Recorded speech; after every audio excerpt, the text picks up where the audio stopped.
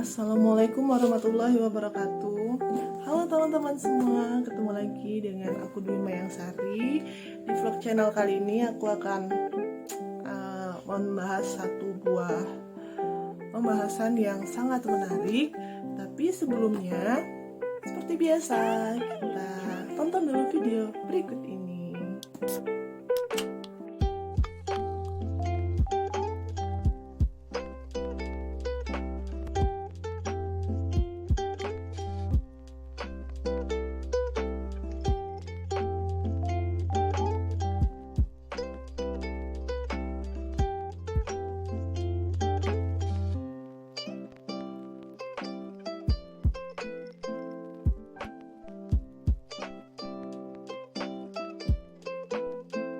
Nah, teman-teman, bagaimana? Apakah sudah ditonton videonya? Nah, teman-teman. Jadi di sini kita akan membahas tentang emosi. Apa itu emosi? Lalu bagaimana cara pengendalian emosi tersebut? Dalam pembahasan kali ini aku merujuk dari salah satu buku, yaitu dari Daniel Goleman, yaitu Emotional Intelligence, kecerdasan emosional. Buku mengembangkan yang mendefinisikan ulang apa arti cerdas, mengapa L lebih penting daripada IQ. Jadi buku ini ditulis oleh Daniel Goleman, lalu diterjemahkan dalam bahasa Indonesia dan diterbitkan oleh Gramedia Pustaka Utama. Ini tampak depan bukunya. Ini tampak samping dan ini tampak belakang.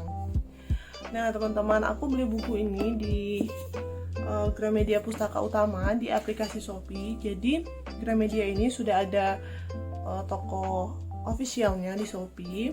Bukunya sangat murah sekali dan ini 100% original karena kita langsung beli di penerbitnya.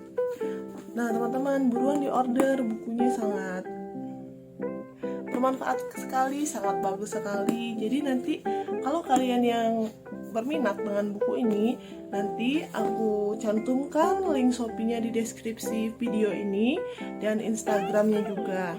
Nanti akan aku cantumkan di deskripsi video ini. Nah, apa aja sih yang di dalam buku ini, membahas tentang apa aja?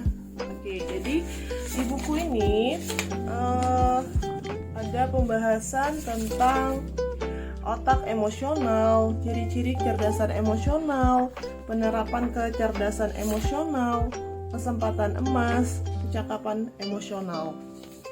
Nah, oke, jadi pembahasan kita kali ini kita akan membahas tentang apa kegunaan emosi. Mungkin dalam kehidupan sehari-hari kita itu tahu tentang emosi, tetapi kita tidak bisa menempatkan emosi tersebut di mana, kapan harus menggunakan emosi. Nah, di kali ini kita akan membahas bagaimana menggunakan emosi dan apa saja kegunaan emosi. Nah, oke, jadi apa sih kegunaan emosi itu? Jadi kita akan bercerita tentang salah satu kisah dari kisah Andrea tentang orang tua yang tindakan heroik terakhir mereka adalah memastikan keselamatan anak mereka, melukiskan suatu momen keberanian yang hampir-hampir seperti mitos.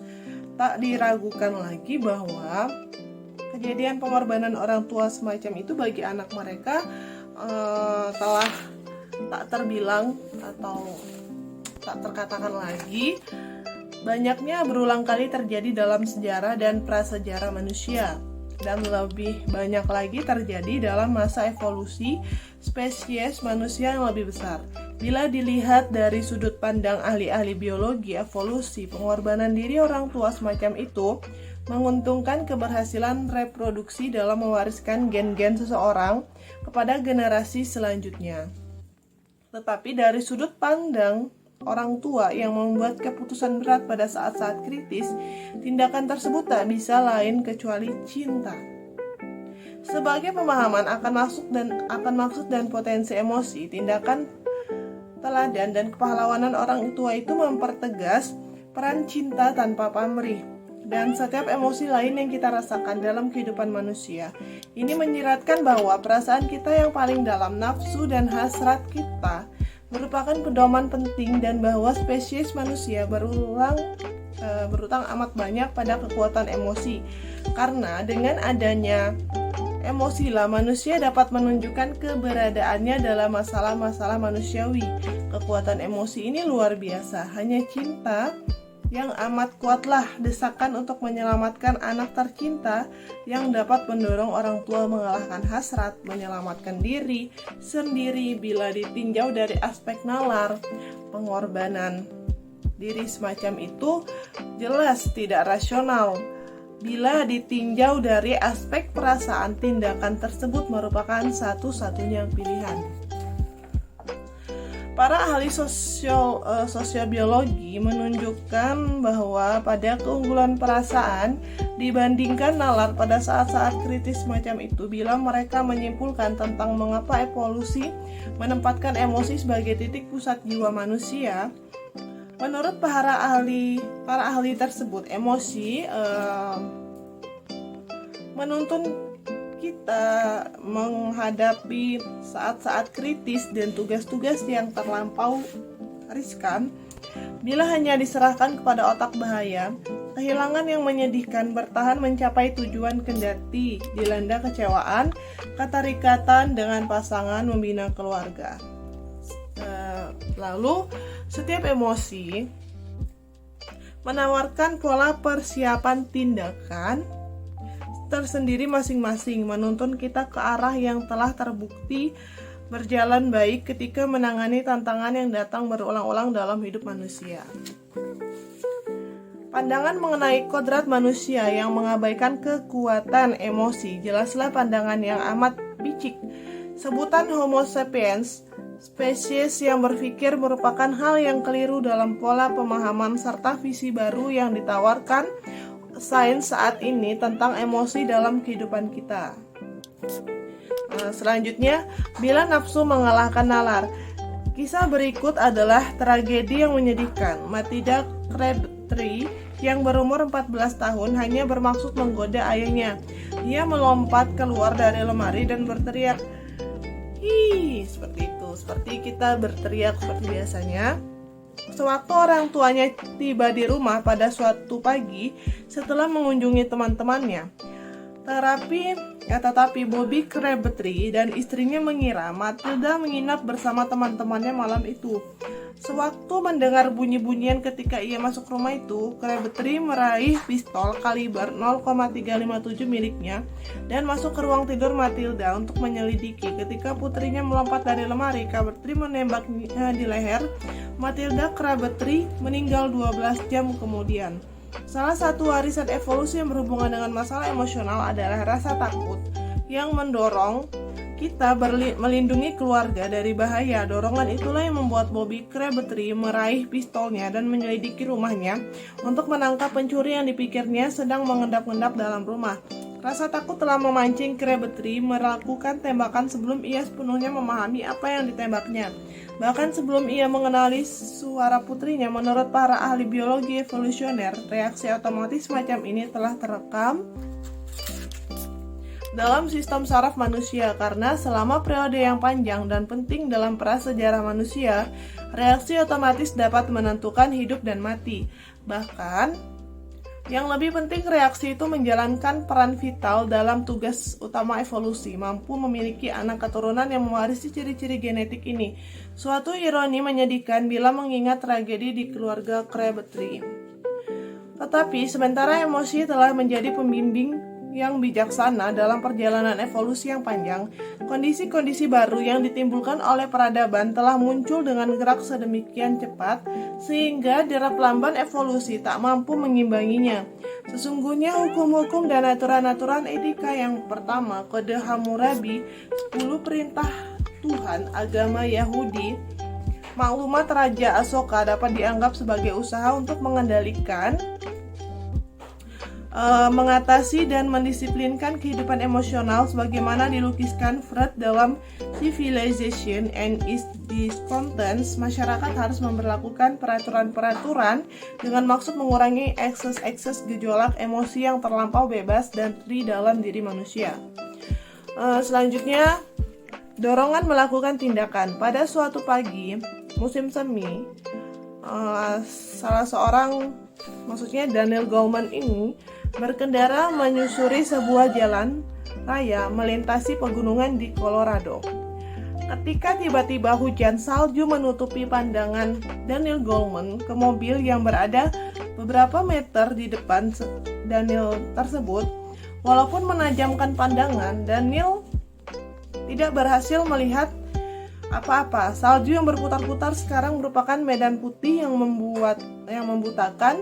Seraya menginjak pedal rem, rasa cemas terasa mengalir dalam darah dan jantung Daniel berdegup kencang. Rasa cemas itu berubah menjadi rasa takut luar biasa. Daniel berhenti di tepi jalan sambil menunggu redanya hujan salju. Setengah jam kemudian salju berhenti turun, medan pandangan putih, dan Daniel pun melanjutkan perjalanan hanya untuk kembali berhenti beberapa ratus meter. Kemudian di situ ambulans sedang menolong seorang penumpang sebuah mobil yang menabrak bagian belakang mobil di depannya yang berjalan lebih lambat. Tabrakan tersebut menghambat arus lalu lintas jalan raya. Seandainya Daniel tadi terus mengemudi dalam hujan salju yang menutupi segala sesuatu, barangkali Daniel telah menghantam mereka. Kehati-hatian yang dipaksakan oleh rasa takut pada hari itu barangkali telah menyelamatkan nyawa Daniel. Mirip seekor kelinci yang membeku ketakutan ketika terdapat tanda-tanda lewatnya seekor rubah, atau seekor protomamalia yang tersembunyi atau bersembunyi dari serangan dinosaurus. Daniel dikuasai oleh kata hati yang memaksa dirinya untuk berhenti, untuk berjaga-jaga dan bersiap-siap menghadapi datangnya bahaya. Semua emosi pada dasarnya adalah dorongan untuk bertindak rencana seketika untuk mengatasi masalah yang telah ditanamkan secara berangsur-angsur oleh evolusi. Akar kata emosi adalah mover, kata kerja bahasa Latin yang berarti menggerakkan atau bergerak, ditambah awalan e untuk memberi arti bergerak atau menjauh. Menyiratkan bahwa kecenderungan bertindak merupakan hal mutlak dalam emosi, bahwasanya emosi memancing tindakan tampak jelas bila kita mengamati binatang atau anak-anak hanya pada orang-orang dewasa yang beradab. Kita begitu sering menemukan pengecualian besar dalam dunia makhluk hidup. Emosi, akar dorongan untuk bertindak, terpisah dari reaksi-reaksi yang tampak di mata. Selanjutnya, dengan menggunakan metode-metode baru untuk meneliti tubuh dan otak, para peneliti menemukan lebih banyak detail-detail fisiologi tentang bagaimana masing-masing emosi mempersiapkan tubuh untuk jenis reaksi yang sangat berbeda. Yang pertama, bila darah amarah mengalir ke tangan, mudahlah tangan menyambar senjata atau menghantam melawan. Detak jantung meningkat dan banjir hormon seperti adrenalin membangkitkan gelombang energi yang cukup kuat untuk bertindak dahsyat. Yang kedua, bila darah ketakutan mengalir ke otot-otot rangka besar seperti di kaki, kaki menjadi lebih mudah diinjak, mengambil langkah 1000 dan wajah menjadi pucat, seakan-akan darah tersedot menimbulkan perasaan bahwa darah menjadi dingin. Pada waktu yang sama, tubuh membeku walau hanya sesaat. Barangkali mencari tempat tersembunyian adalah reaksi yang lebih baik. Sirkuit-sirkuit di pusat emosi otak memicu reproduksinya hormon-hormon yang membuat tubuh waspada, membuatnya awas dan siap bertindak, dan perhatian tertuju pada ancaman yang dihadapi agar reaksi yang muncul semakin baik. Yang ketiga, salah satu perubahan biologis utama akibat timbulnya kebahagiaan adalah meningkatnya kegiatan di pusat otak yang menghambat perasaan negatif dan meningkatkan energi yang ada dan menenangkan perasaan yang menimbulkan kerisauan. Yang keempat, perasaan kasih sayang dan kepuasan seksual mencakup rangsangan parasimpatetik. Secara fisiologi adalah lawan mobilisasi, bertempur atau kabur yang sama-sama memiliki oleh rasa takut dan amarah. Yang kelima, naiknya alis mata sewaktu terkejut memungkinkan diterimanya bidang penglihatan yang lebih besar dan juga cahaya masuk ke retina. Jadi misalkan naiknya alis mata kalau terkejut, misalkan kita dapat berita, ada berita duka, pasti alis matanya langsung naik kan. Langsung kita bilang innalillahi wa inna ilaihi rajiun, seperti itu.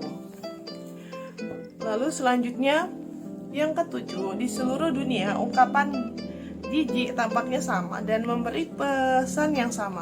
Sesuatu yang menyengat rasa atau baunya, atau secara metaforis demikian ungkapan wajah rasa jijik, bibir atas mengerut ke samping, sewaktu hidung sedikit berkerut, memperlihatkan usaha primordial sebagaimana diamati oleh Darwin untuk menutup lubang hidung terhadap bau menusuk atau untuk meludahkan makanan yang beracun. Lalu selanjutnya, salah satu fungsi pokok rasa sedih adalah untuk menolong menyesuaikan diri akibat kehilangan yang menyedihkan, seperti kematian sahabat atau kekecewaan besar.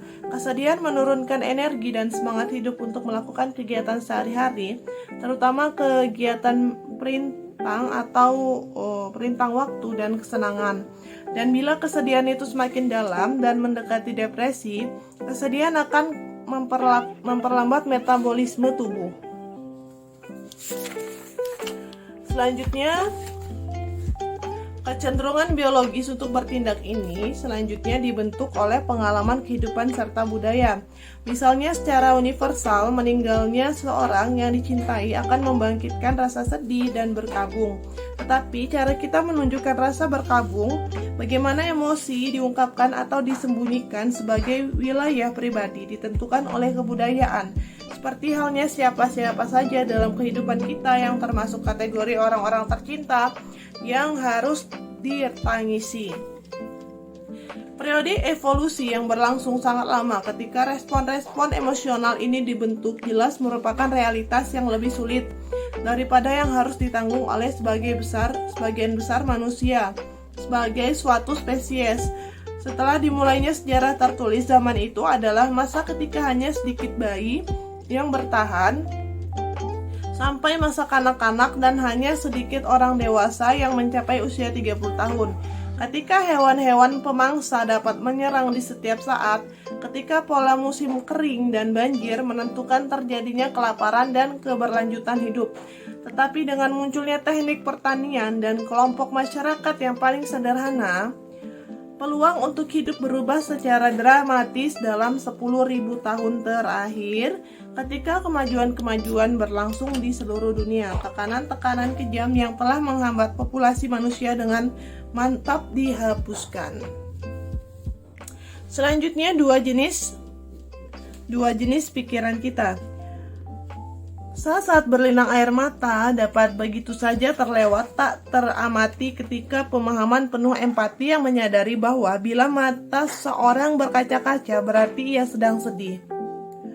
Meskipun kata-katanya menyangkal, merupakan tindak pemahaman yang sama persis dengan perilaku menyerap makna yang terkandung dalam kata-kata yang tersurat. Yang satu merupakan tindakan pikiran emosional, yang lain merupakan tindakan pikiran rasional. Dalam artian yang sesungguhnya kita memiliki dua pikiran, satu yang berpikir dan satu yang merasa. Kedua cara pemahaman yang secara fundamental berbeda ini bersifat saling mempengaruhi dalam membentuk kehidupan mental manusia.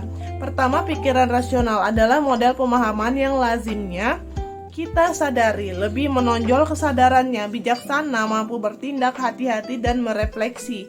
Tetapi kebersamaan dengan ini ada sistem pemahaman yang lain, yang impulsif dan berpengaruh besar, kalau bukannya kadang-kadang tidak logis, yaitu pikiran emosional.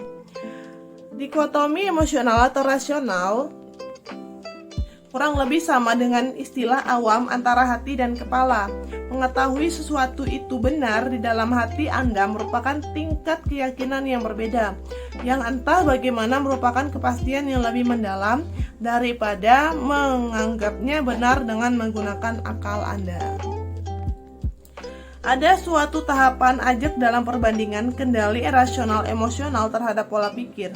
Semakin kuat perasaan, semakin dominan pikiran emosional, dan semakin tidak efektif pikiran rasional. Ini adalah pengaturan yang tampaknya berasal dari berabad-abad keuntungan evolusioner dalam memiliki emosi dan intuisi yang mengarahkan respon ketika manusia dalam menghadapi situasi yang membahayakan jiwa, yang bila kita berhenti sejenak untuk berpikir apa yang harus dilakukan, berarti nyawalah taruhannya. Kedua pikiran tersebut, yang emosional dan yang rasional, pada umumnya bekerja dalam keselarasan yang erat, saling melengkapi. Cara-cara mereka yang amat berbeda dalam mencapai pemahaman guna mengarahkan kita menjalani kehidupan duniawi. Biasanya ada keseimbangan antara pikiran emosional dan pikiran rasional. Emosi memberi masukan dan informasi kepada proses pikiran rasional, dan pikiran rasional memperbaiki dan terkadang memveto masukan-masukan emosi tersebut. Namun pikiran emosional dan rasional merupakan kemampuan-kemampuan yang semi mandiri masing-masing, sebagaimana akan kita lihat mencerminkan kerja jaringan sirkuit yang berbeda namun saling terkait di dalam otak. Di dalam banyak atau sebagian besar peristiwa, pikiran-pikiran ini terkoordinasi secara istimewa. Perasaan sangat penting bagi pikiran sangat penting bagi perasaan. Tetapi bila muncul nafsu, keseimbangan itu goyah, pikiran emosional yang menang serta menguasai pikiran rasional. Erasmus dan Rotterdam, humanis dari abad ke-16, menulis dalam nada satiris tentang perseteruan abadi antara nalar dan perasaan. Selanjutnya, bagaimana otak tumbuh? Untuk memahami dengan lebih baik cengkeraman kuat emosi terhadap otak yang berpikir dan mengapa perasaan dan nalar selalu siap saling menyerang, kita harus mempertimbangkan bagaimana otak tumbuh. Otak manusia dengan berat kurang lebih 1,5 kg yang terdiri dari sel-sel dan cairan saraf kurang lebih berukuran 3 kali ukuran otak kerabat-kerabat paling dekat kita dalam evolusi, yaitu primata, bukan manusia. Selama evolusi jutaan tahun, otak telah tumbuh dari bawah ke atas dengan pusat-pusat yang lebih tinggi, berkembang sebagai elaborasi bagian-bagian yang lebih rendah, yang lebih primitif.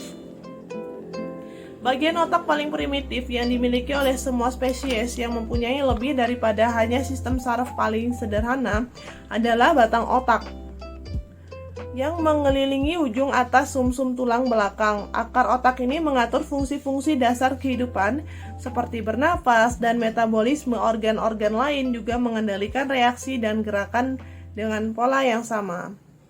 Selanjutnya, dari akar yang paling primitif ini, yaitu batang otak, terbentuklah pusat emosi. Berjuta-juta tahun kemudian, selama masa evolusi dari wilayah emosi ini, berkembanglah otak berpikir atau neokorteks, yaitu bonggol besar jaringan berkerut yang merupakan lapisan-lapisan paling fakta.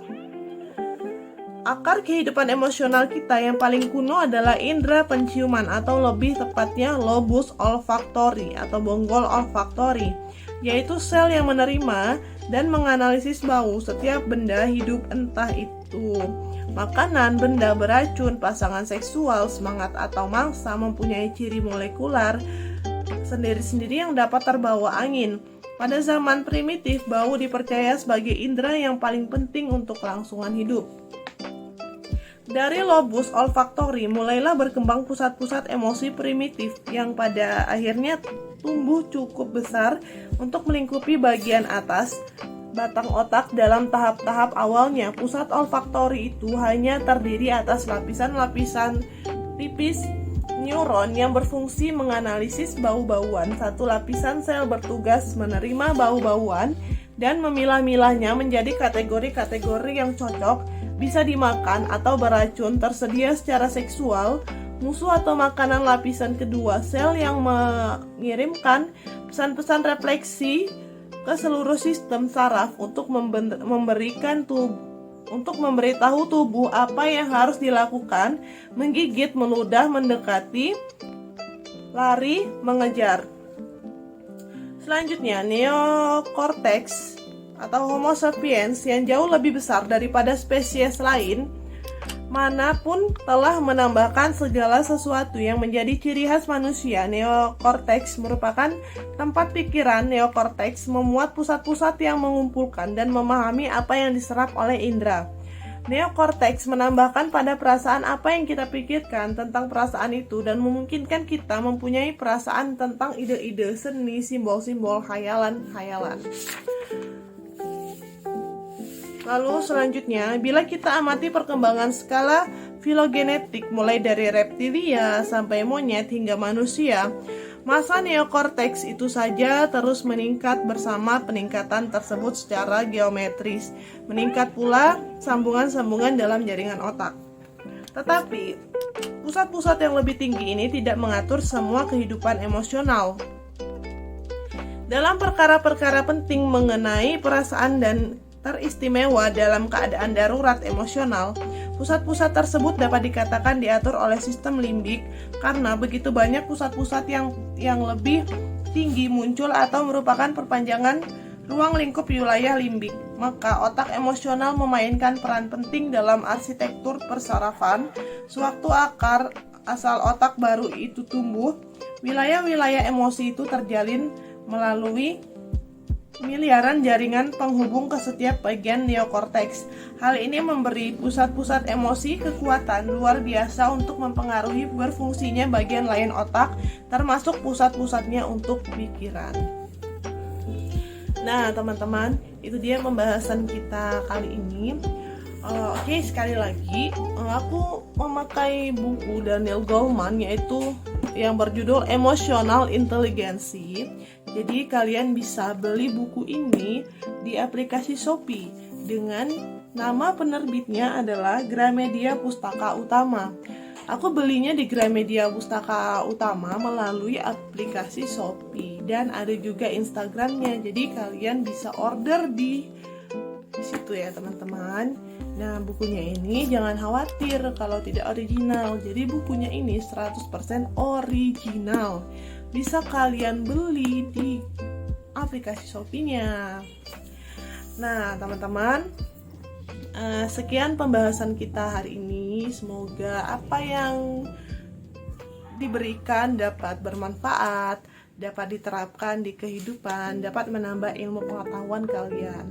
Nah, teman-teman, jangan lupa untuk like, komen, dan subscribe video ini. Kembali lagi di next video. Bye-bye. Saya Dwi Maisari pamit undur diri. Saya akhiri. Wabillahi taufiq wal hidayah. Wassalamualaikum warahmatullahi wabarakatuh. Dadah.